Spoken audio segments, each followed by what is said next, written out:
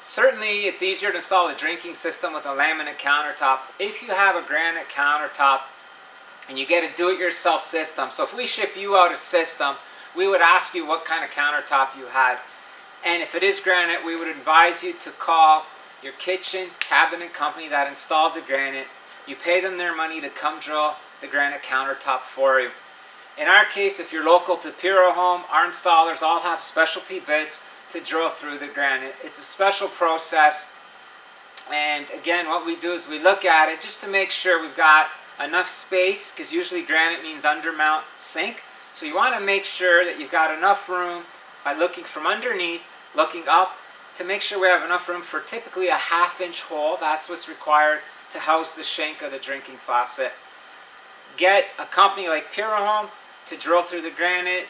If you wanted one of our systems and you're not local to us, we highly recommend you call the cabinet company to drill your granite for you.